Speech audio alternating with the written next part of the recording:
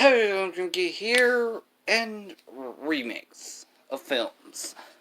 They're not seen in the best lights these days, given basically every month there's basically a remake of anything. But yeah, that can be true. And usually, many of them usually being terrible. They could be usually as a bit of a way to introduce a new audience to a new thing and do something different, or sometimes try to even try to improve on the original, what it couldn't do at the time, with something like maybe something with a special effects heavy film like King Kong. The original is known, effects have not really aged well, but the 2005 one with Peter Jackson t- took what the original couldn't do and tried to improve it with many modern stuff like motion capture to make like the definitive Kong film, in my opinion. But what if you take this with a horror movie? Given how a lot of these were not done with very big budgets, think what you could do. Well, then you get Halloween 2007 by Rob Zombie, who directed House of a Thousand Corpses, which I quite enjoyed, and it was pretty much a mental health roller coaster. This film has since become obscured thanks to the Halloween reboot from 2018, which has been known for being reviving the series.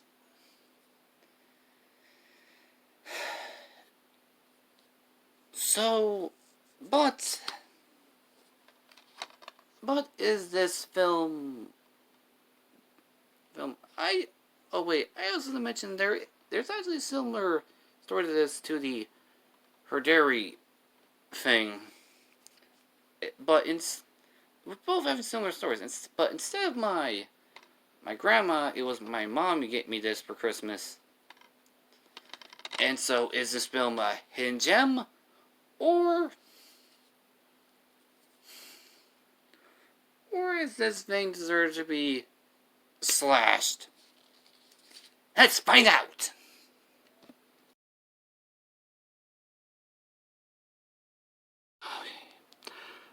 Our film starts with an origin story of Michael Myers, where we see that he has an abusive father, a loving mother, a vegan older sister, a baby sister, and apparently he murders animals, and he's basically a creep. And he gets sent to the principal's office over trying to be in self-defense, and shows his parents the pictures of the animals he killed. And then we see him kill four of his parents. And he's sent to a psychologist, where the psychologist interviews him about his life. Oh, and he also even writes a book about it. And years later, we get to see him as an adult, where he is pretty buff.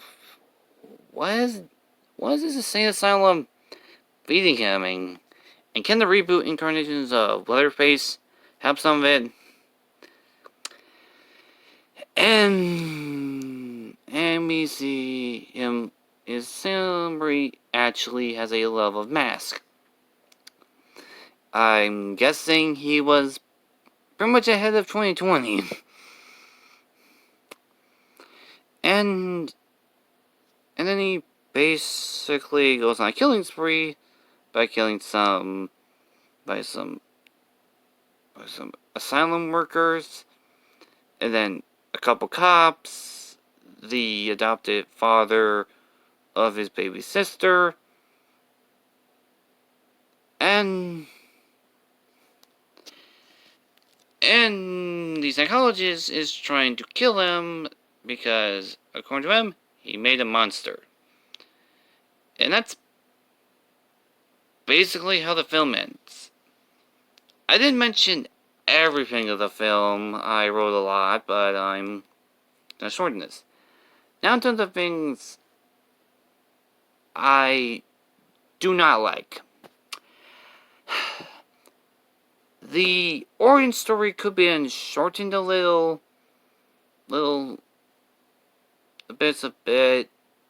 Maybe some scenes could have been also shortened to actually add a little bit more to the tension. That's basically on the things I like. What I don't like, none of the things I like. His design, primarily of his mask, it looks pretty weathered, like it's been through damage. Like it has shown age, which the sequels of the original film never did. Like you would think of a guy who basically tries to be on the lowdown for quite some time would probably be his biggest word would be trying to hide and not worrying about his dry cleaning. Eating. And the suit is just in a different color based on some costume things. It's just beige. And again, he's quite buff. Overall, this film is fine. It's nothing much. It's not really much of a good reboot, but it's not really a bad reboot. Like I said, it might be in Rob Zombie version. Yeah, I can tell that Halloween does not fit his style of filmmaking.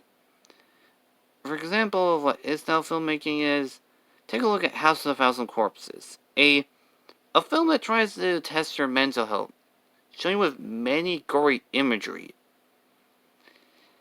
And tries to add some pace to not make it a bit of an overkill. But his version of Halloween is kind of drags a bit, or more likely just big drag. But I'm guessing this thing must have been successful enough because it got a sequel, and he looks like he's from Duck Dynasty.